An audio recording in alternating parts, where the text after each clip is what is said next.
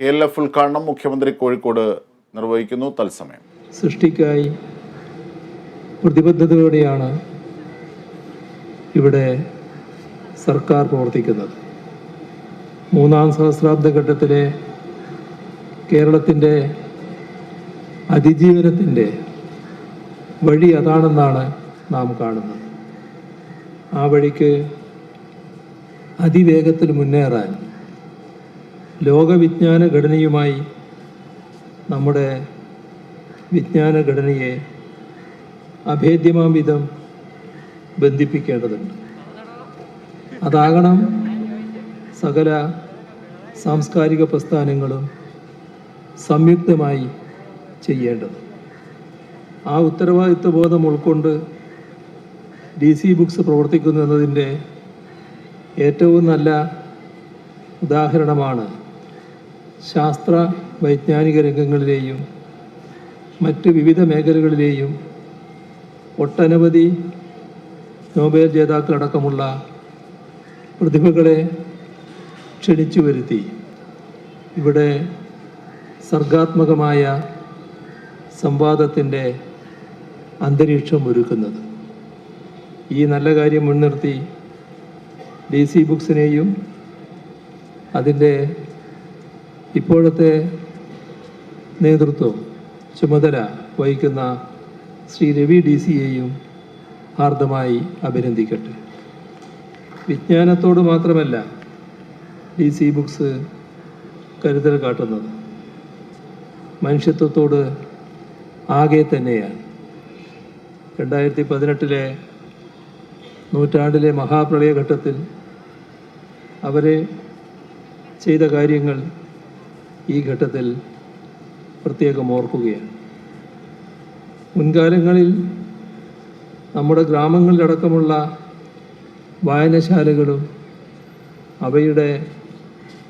അവയുമായി ബന്ധപ്പെട്ട കൂട്ടായ്മകളും കേരളത്തെ പുരോഗമനാത്മകമായ ഒരു സമൂഹമായി വളർത്തിയെടുക്കുന്നതിൽ വലിയ പങ്കാണ് വഹിച്ചത്. പൊതു ഇടങ്ങളിലെ സംവാദങ്ങൾ, ആശയ സംഘർഷങ്ങൾ, ഇതിലൂടെയൊക്കെയാണ് ഓരോ സമൂഹവും പുരോഗമിക്കുന്നത്. അത് സൃഷ്ടിക്കുന്ന സാമൂഹ്യ ഊർജമാണ് നമ്മെ എക്കാലവും മുന്നോട്ട് നയിക്കുക. അത്തരത്തിലുള്ള പോസിറ്റിവിറ്റിയുടെ ഊർജമാണ് കേരള ലിറ്ററേച്ചർ ഫെസ്റ്റിവൽ സൃഷ്ടിക്കുന്നത്. അതിനു പകരം വെറുപ്പിൻ്റെയും വിദ്വേഷത്തിൻ്റെയും മതാത്മകവും അധികാരപ്രമത്തവുമായ നെഗറ്റിവിറ്റിയുടെ ഊർജം പ്രസരിപ്പിക്കാനുള്ള ശ്രമം നമ്മുടെ രാജ്യത്ത് പലയിടങ്ങളിലും ഉണ്ടാവുകയാണ്. ഇതുകൂടി ഇവിടെ കാണേണ്ടതുണ്ട്. അത് ജനാധിപത്യത്തിനു മേലെ രാജവാഴ്ചയുടെ ചെങ്കോൽ നടത്താൻ ശ്രമിക്കുന്നു. സമരാത്മകമായ ജനാധിപത്യ മുന്നേറ്റങ്ങളിൽ നിന്ന് പിന്തിരിഞ്ഞ് മതാത്മകതയുടെ നാമജപം നടത്തി പ്രജകൾ മാത്രമായി അടങ്ങിക്കഴിയാൻ ആഹ്വാനം ചെയ്യുന്നു. അതിനെതിരായ ജനകീയവും മതേതരവുമായ സാമൂഹ്യ ഇച്ഛയുടെ പ്രതിഫലനം കൂടിയാവണം KLF പോലെയുള്ള വേദികൾ. എഴുത്തുകാർ, വായനക്കാർ, ചിന്തകർ, സാമൂഹ്യ പ്രവർത്തകർ എല്ലാം ഇവിടെ ഒത്തുചേരുന്നു. നിരവധി ആശയ സംവാദങ്ങൾ ഇവിടെ നടക്കുന്നു. 300-ലേറെ സെഷനുകളാണ് ഇവിടെ 4 ദിവസങ്ങളിൽ 7 വേദികളിലായി നടക്കുന്നത് എന്നാണ് മനസ്സിലാക്കുന്നത്. അവയിലൂടെ സൃഷ്ടിക്കപ്പെടുന്ന അറിവുകളും തിരിച്ചറിവുകളും ഇവിടെ എത്തുന്ന ജനലക്ഷങ്ങളിലൂടെ സാമൂഹ്യോർജമായി നമ്മുടെ സമൂഹത്തെ പുരോഗമനാത്മകമായി മുന്നേറാൻ പ്രാപ്തമാക്കും. വർഗീയ പ്രശ്നങ്ങൾ നമ്മുടെ രാജ്യത്ത് വലിയ തോതിൽ ഉയർന്നു നിൽക്കുകയാണ്. ആ ഘട്ടത്തിൽ വർഗീയതയെ വകഞ്ഞു മാറ്റി മതനിരപേക്ഷതയെ മുന്നോട്ട് കൊണ്ടുപോകാൻ ഇതെല്ലാം സഹായിക്കും. മനുഷ്യർ ഒന്നാണെന്ന ബോധം വളർത്തി ജനമനസ്സുകളെ ഒറ്റക്കെട്ടാക്കി മാറ്റിയെടുക്കാൻ ഇത് സഹായിക്കും. വിദ്യാർത്ഥികളിൽ വായനാ സംസ്കാരം വളർത്തിക്കൊണ്ടുവരുന്നതിനായി ഈ വർഷം മുതൽ പ്രത്യേക വേദിയിൽ വെച്ച് ചിൽഡ്രൻസ് KLFഉം ഈ 4 ദിവസങ്ങളിലും അരങ്ങേറുന്നു എന്നത് സന്തോഷകരമാണ്. കുഞ്ഞുങ്ങളുടെ മനസ്സുകളിലേക്ക് വിഷലിപ്തമായ കള്ളനാണയങ്ങൾ ഇട്ടുകൊടുക്കുന്ന ഒരു കാലത്ത് ആ മനസ്സുകളിൽ അറിവിൻ്റെ നല്ല നാണയങ്ങൾ ഇട്ടുകൊടുക്കലാണത്.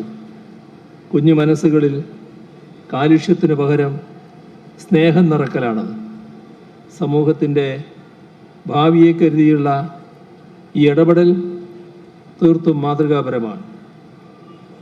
യുനെസ്കോയുടെ സിറ്റി ഓഫ് ലിറ്ററേച്ചർ പദവി ഇന്ത്യയിൽ ആദ്യമായി ലഭിച്ച കോഴിക്കോട് നഗരത്തിലാണ് കേരള ലിറ്ററേച്ചർ ഫെസ്റ്റിവൽ നടക്കുന്നത് എന്നത് പ്രത്യേകം നാം കാണണം. ഇന്ത്യയിൽ തന്നെ കൊൽക്കത്തയും മറ്റും ഈ പദവി നേടാൻ ശ്രമിച്ചിരുന്നു. എങ്കിലും യുനെസ്കോ കോഴിക്കോടിനാണ് സിറ്റി ഓഫ് ലിറ്ററേച്ചർ പദവി ആദ്യമായി നൽകിയത്. അതും ഇന്ത്യയിൽ തന്നെ ആദ്യമായി. കാലങ്ങളായുള്ള സാഹിത്യ പാരമ്പര്യത്തോടൊപ്പം കഴിഞ്ഞ 7 വർഷങ്ങളായി ഇവിടെ നടന്നു വരുന്ന കേരള ലിറ്ററേച്ചർ ഫെസ്റ്റിവലിൻ്റെ ലോകോത്തരമായ ജനപങ്കാളിത്തവും ആ പദവി നേടാൻ കോഴിക്കോട് നഗരത്തെ അർഹമാക്കുന്നതിന് പിന്നിൽ പ്രവർത്തിച്ചിട്ടുണ്ടാവണം. ഫ്രാങ്ക്ഫർട്ട് ബുക്ക് ഫെയർ ലോകത്തിലെ ഏറ്റവും വലിയ പുസ്തകമേളയായി ഫ്രാങ്ക്ഫർട്ട് നഗരം ഒന്നാകെ ആഘോഷിക്കുന്നു.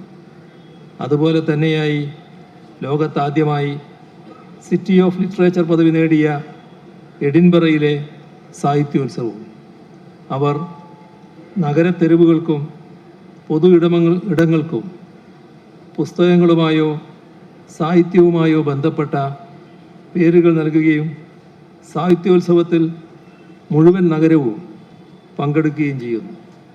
ലോകത്തെ എല്ലാ വലിയ സാഹിത്യ വ്യക്തിത്വങ്ങളും ഇവയിൽ പങ്കെടുക്കാൻ ആഗ്രഹിക്കുന്നവരാണ്. സമാനമായ രീതിയിൽ ഇന്ത്യയിൽ ആദ്യമായി സിറ്റി ഓഫ് ലിറ്ററേച്ചർ പദവി നേടിയ കോഴിക്കോട് നഗരത്തിനൊന്നാകെ കേരള ലിറ്ററേച്ചർ ഫെസ്റ്റിവൽ ആഘോഷിക്കാൻ കഴിയും. ലോകമെമ്പാടുമുള്ള എഴുത്തുകാർ എത്തിച്ചേരാൻ ആഗ്രഹിക്കുന്ന ഒരിടമായി കോഴിക്കോടിനെ അങ്ങനെ വളർത്തിയെടുക്കാനും സാധിക്കും. ആ വഴിക്ക് ഇന്ത്യയിലെ ആദ്യത്തെ സാഹിത്യ നഗരമായ കോഴിക്കോട് ലോക സാഹിത്യ ഭൂപടത്തിൽ ഏറ്റവും മികച്ച സ്ഥാനം കണ്ടെത്തുമെന്ന് പ്രതീക്ഷിക്കുന്നു. ഇന്ത്യയിൽ ആദ്യമായി ഒരു സാഹിത്യോത്സവത്തോടൊപ്പം റൈറ്റേഴ്സ് റെസിഡൻസി പ്രോഗ്രാം കൂടി KLF ആരംഭിച്ചിട്ടുണ്ട് എന്നറിയുന്നതിൽ സന്തോഷമുണ്ട്. KLF 2024 മുൻപും ശേഷവുമായി ഫ്രാൻസ്, വെയിൽസ്, സ്കോട്ട്ലൻഡ്, ഇംഗ്ലണ്ട് എന്നിവിടങ്ങളിൽ നിന്നുള്ള 5 എഴുത്തുകാർ വാഗമണ്ണിലെ KLF റൈറ്റേഴ്സ് റെസിഡൻസിയിൽ അതിഥികളായി എത്തുന്നു.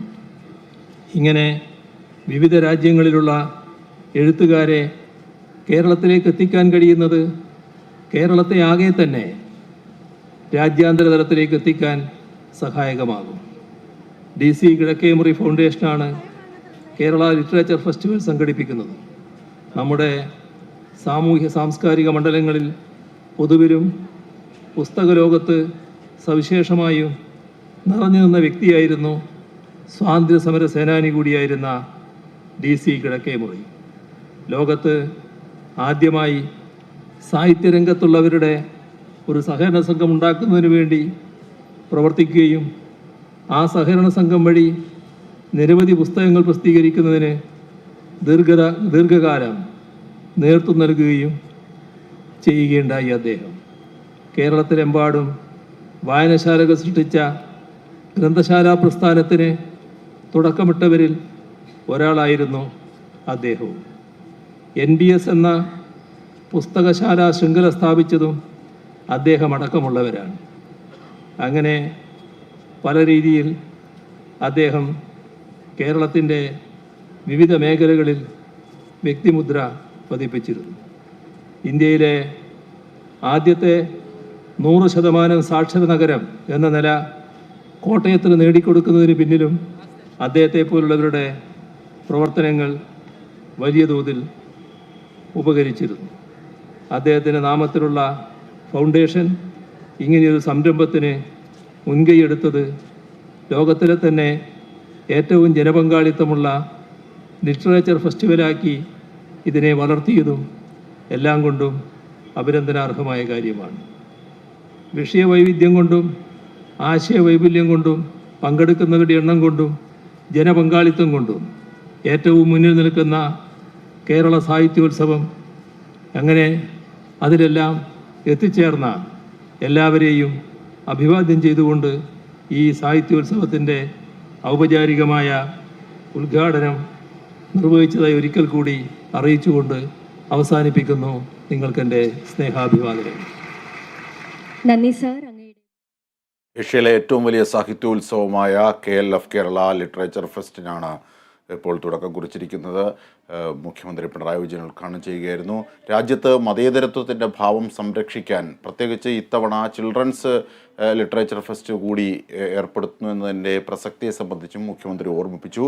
ഈ കുട്ടികളുടെ മനസ്സിലേക്ക് കള്ളനാണയങ്ങൾ, മതേതരരഹിതമായ കള്ളനാണയങ്ങൾ ഇട്ടുകൊടുക്കുന്ന ഒരു കാലത്ത് മതേതര മൂല്യങ്ങളും സാംസ്കാരിക സമ്പന്നതയുടെയും നാണയങ്ങൾ, നല്ല തുട്ടുകൾ ഇട്ടുകൊടുക്കാനാണ് ഒരുപക്ഷെ ഈ ഇത്തരം സാഹിത്യോത്സവങ്ങൾ സഹായിക്കുക എന്നതും അദ്ദേഹം പറഞ്ഞു. കോഴിക്കോട് പോലെ UNESCO അംഗീകരിച്ച ഒരു ലിറ്ററേച്ചർ നഗരം എന്ന അർത്ഥത്തിൽ കൂടി ഇവിടെ തുടങ്ങുന്നതിനെ മുഖ്യമന്ത്രി ശ്ലാഘിക്കുകയും ചെയ്തു. അതിൻ്റെ തത്സമയ ദൃശ്യങ്ങളാണ് നാം കണ്ടത്. മറ്റു വാർത്തകൾ